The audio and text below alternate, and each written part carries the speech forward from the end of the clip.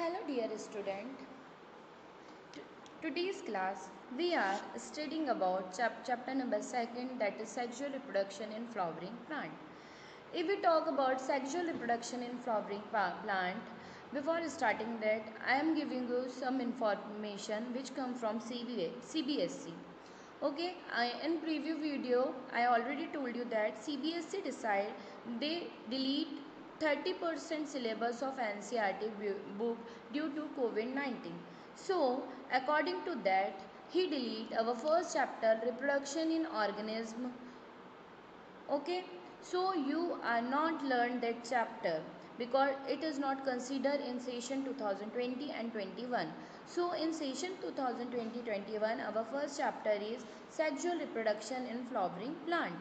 Chapter number 2, sexual reproduction in flowering plant. In this chapter we are considering total 5 topics. First one, flower, the fascinating organ of angiosperm, pre-fertilization event, structure and events, double fertilization, post-fertilization, structure and event, and apomaxy and polyembryo. Okay, so we are starting our first topic, the flower, a fascinating organ of angiosperm. First we decide sexual reproduction in flowers. Sexual reproduction is the process of developing new organisms from two parent through fusion of male and female gamete. The flower is main structure which reproduce the reproductive organ on the sporophyll and produce within the flower. The sporophyll are the two type of micropyle, that is stamen, and the megaspore, that is carpel. Carpel are distinguished as over, begin, ovule, style and stigma. Stamen is distinguished and filamental, anther and connective. The whole process of sexual reproduction in a flowering plant can be divided into 3 steps: pre-fertilization, double fertilization and post-fertilization in a flower. Now we are see the structure of flower. In this structure what we see the following features, that there is a long tube-like structure that is called style. The place that is the mouth of style is called stigma, where pollen grain are formed, that is called anther.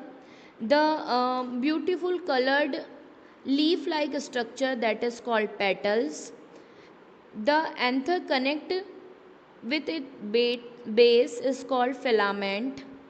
The outer protective layer is called sepal, and the last one, the female reproductive part, that is ovary. Ovary contain ovule. Okay, that means ovary is female reproductive part and anther is male reproductive part. Now we are talking about the next one, that is pre-fertilization event, structure and its functions. Now before starting that, we know that pre-fertilization event can be studied under following point: pollen grain formation, embryo sac formation, pollination, pollen pistil interaction. Okay, I am repeating again: pollen grain formation, embryo sac formation, pollination, pollen pistil interaction. Okay, so we first study about pollen grain formation. Pollen grain formation, stamen, micropropagation and pollen grain formation. See, stamen consists of long cylindrical stalk, that is called filament, and generally they are bilobed anther. Each lobe, this see the bilobed anther, or this one, see the bilobed anther. Each flower consists two diathysius, see to diathecea, the anther is four-sided structure consists of four micropropagation, two in each lobe. Microsporangia develop further and become pollen sac, which consist pollen grain. Okay, in this place pollen grain are formed. The micropropagation is generally surrounded by four layers called epidermis, endodermis, middle layer and tapetum. The innermost layer, tapetum, nourish the developing pollen grain. Sporangium tissues. Sporangium tissues. So, what is sporangium tissue? It is compact, arranged homologous cells which are present at the center of each microsporangium when the anther is young. That means it is a complex arranged homologous structure of cell which are present at the center. It is present at the center of each microsporangium when the anther is young. Now we are discussing about the structure of microsporangium. If we talk about the structure of microsporangium, the process of that means the process of formation and differentiation of microspore. Microspore that means pollen grain from microspore mother cell by reducible division is called microsporangium. Is called microsporangius. The cell of spongeous tissue undergo meiotic division to form microspore tetrad. As the anther mature and dehydrate, the microspore dissociate and develop into pollen grain. Generally, we talk about the structure or enlarged view of microspores. They see the following structure. The outermost layer is epidermis, second endodermis, then middle layer, microspore mother cell, and the innermost is tapetum. Okay, I am already told you a tapetum is a place where it get nourishment to develop the pollen grain. See the pollen grain. Now we are talking about pollen grain. If we talking about pollen grain, that means the pollen grain is also a very important or male gametophyte. Pollen grain is made up of two layer wall. The first layer wall is axene, the second one is antene. Okay, the first one is axene and the second one is antene. And the third one is germ pore. Now we are discussing about axene. Axene, E-X-I-N-E, axene, made up of sporopollen, most resist organ matter known. It can withstand high temperature and strong acid and alkaline. No enzyme can degrade sporopollen. Next one is antene. Antene, the thin and continuous layer made up of cellulose and pectin. The third one is germ pore. Apparatus or axene where sporopollen is absent from pollen tube. A plasma membrane surrounded by cytoplasm of the pollen grain. Discussing about mature pollen. See the diagram of mature pollen. This is the diagram of mature pollen. Generally, mature pollen of two cells with nucleus, vegetative and generative. The first one we talk about vegetative cell.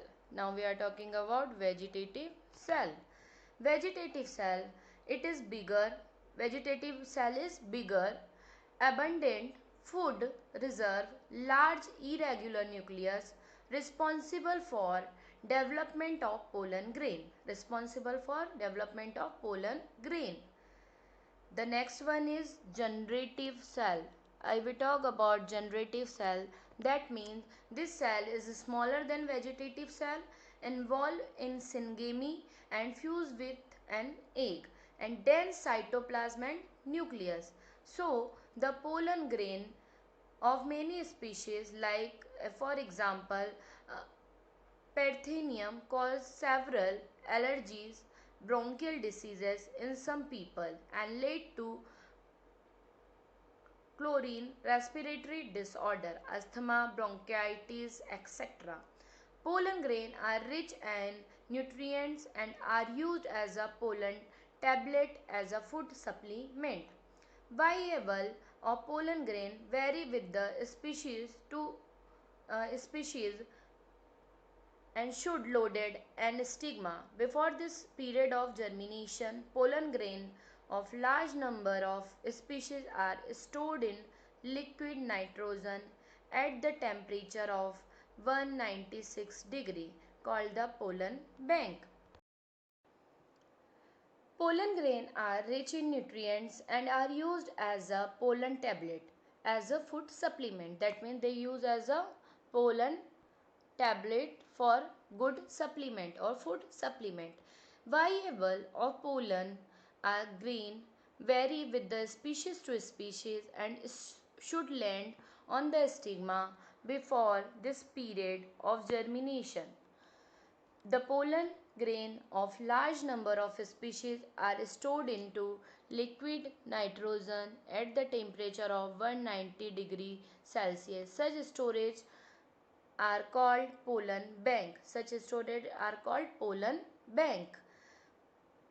So our topic, that is formation of pollen grain, that means male part of the flower, has been completed.